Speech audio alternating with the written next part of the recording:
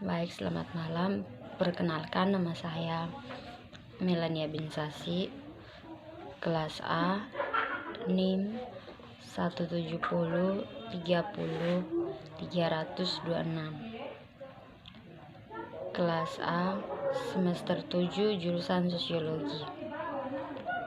Baik, saya akan mereview buku pertama, Sosiologi Terapan, yang judul bukunya yaitu Kode Kelas dan Kontrol. Baik, langsung pada inti.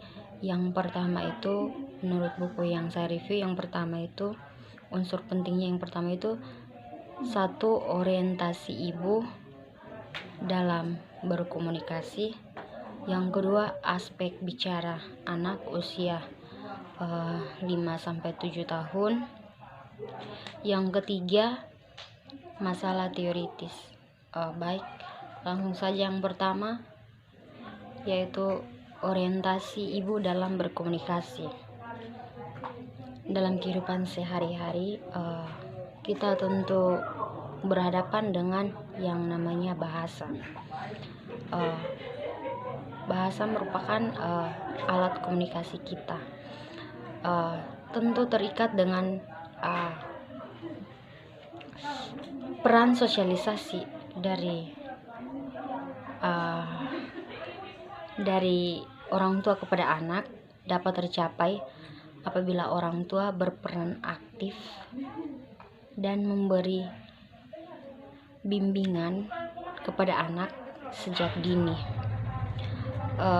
Proses sosialisasi itu sendiri adalah suatu proses penanaman nilai dan norma kepada anak yang berlangsung dari satu generasi ke generasi seterusnya.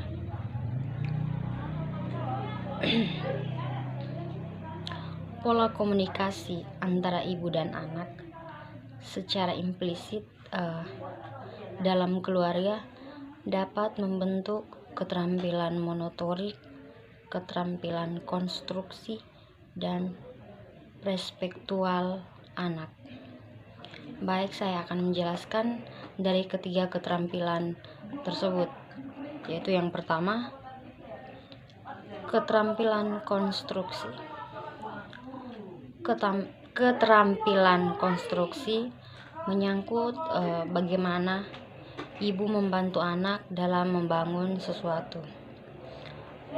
Yang kedua, keterampilan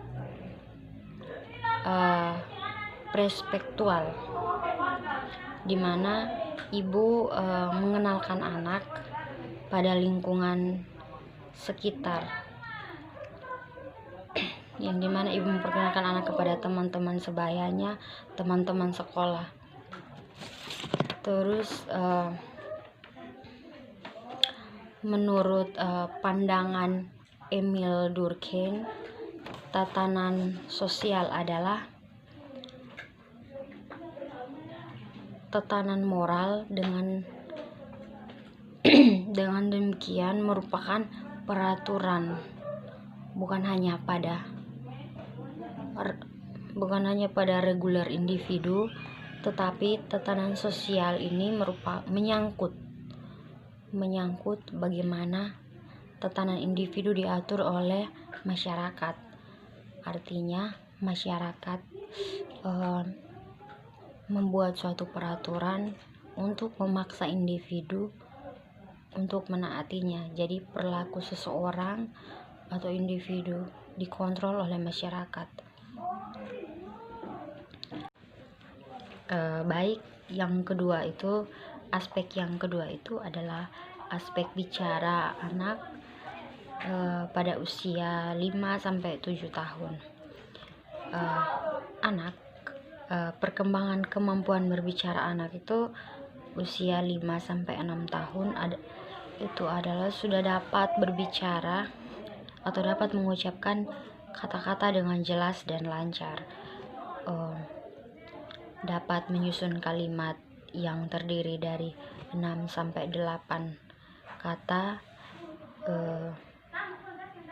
dapat menjelaskan arti kata yang sederhana yang diucapkan oleh anak tersebut, dapat menggunakan kata hubung, kata depan, dan kata sandang. Pada masa akhir usia taman kanak-kanak,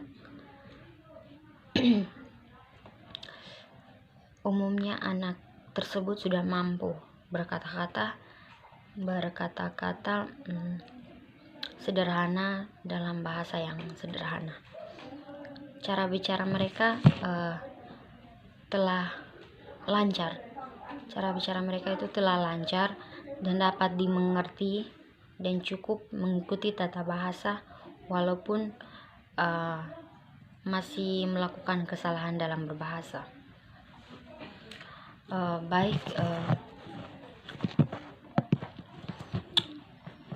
Saya akan menjelaskan faktor yang mempengaruhi perkembangan bahasa anak. Yang pertama itu faktor kesehatan.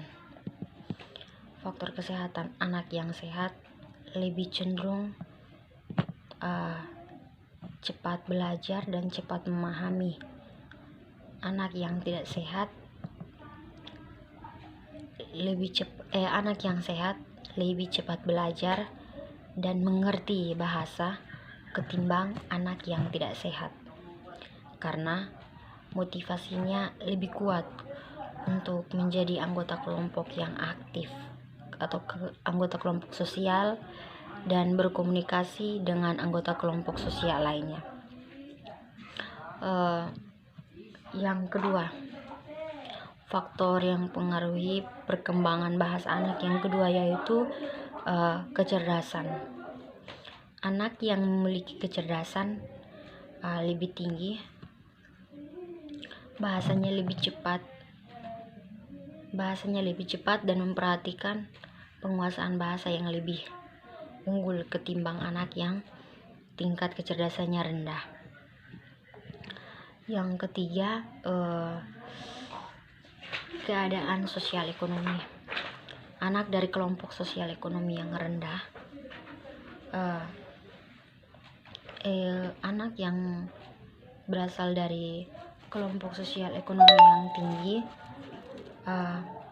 lebih mudah belajar bahasa dan mengungkapkan dirinya lebih baik ketimbang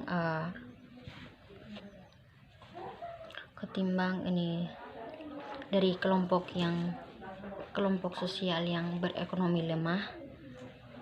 Penyebab utamanya adalah anak dari kelompok lebih tinggi lebih banyak didorong oleh bahasa, didorong untuk dibahasa atau lebih banyak ketimbang melakukannya. Yang keempat, jenis kelamin.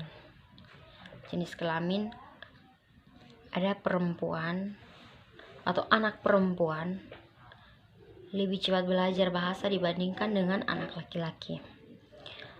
Jadi pada setiap jenis umur atau jenjang umur, kalimat anak laki-laki lebih pendek dan kurang betul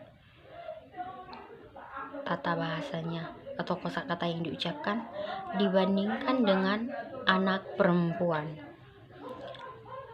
Dan faktor yang mempengaruhi perkembangan usia anak dari 5 tahun sampai 7 tahun. Yang kelima adalah keinginan berkomunikasi. Keinginan berkomunikasi, semakin kuat keinginan kita atau seseorang untuk berkomunikasi dengan orang lain, semakin kuat motivasi seseorang untuk belajar bahasa dan semakin bersedia menyisihkan waktu dan usaha yang diperlukan untuk belajar bahasa. Dan yang keenam, faktor yang keenam adalah dorongan. Semakin banyak anak didorong untuk bahasa dan mengajak berbicara, dan didorong menanggapinya, akan semakin awal mereka belajar bahasa dan semakin baik kualitas berbicaranya. Dan yang ketujuh adalah ukuran keluarga. Dan yang kedelapan adalah urutan kelahiran. Dan yang kesembilan adalah metode pelatihan anak. Dan yang kesepuluh adalah kelahiran kembar. Dan yang ke-11 adalah hubungan dengan teman sebaya. Dan yang ke-12 adalah kepribadian. Dan yang berikut aspek yang ketiga adalah masalah teoritis. Permasalahan teoritis dalam pendidikan timbul akibat perbedaan ilmu pendukung yang digunakan dan perbedaan konsep dalam ilmu pendukung tersebut. Sebagian pemikir pendidikan hanya memasukkan filsafat, psikologi, dan sosiologi dalam menyusun konsep dan merancang pelaksanaan pendidikan. Sedangkan pemikir yang lain menggunakan acuan yang misalnya politik, ekonomi, iptek, dan sebagainya. Masalah pendidikan dapat diklarifikasikan menjadi 3 kelompok, yaitu masalah operasional. Yang pertama itu masalah operasional. Masalah operasional adalah masalah yang terkait dengan pelaksanaan pendidikan, misalnya kesalahan pengajaran, pemilihan metode mengajar, dan penggunaan media. Yang kedua masalah struktural, terkait dengan manajemen sistem pendidikan yang digunakan, misalnya koordinasi dan kebijakan. Dan yang ketiga masalah fundamental, terkait dengan hal mendasar, misalnya masalah teoritis dan masalah fisiologis. Baik, inilah beberapa materi yang saya review dari buku pertama Sosiologi Terapan. Bila ada salah kata, mohon dimaafkan. Sekian dan terima kasih.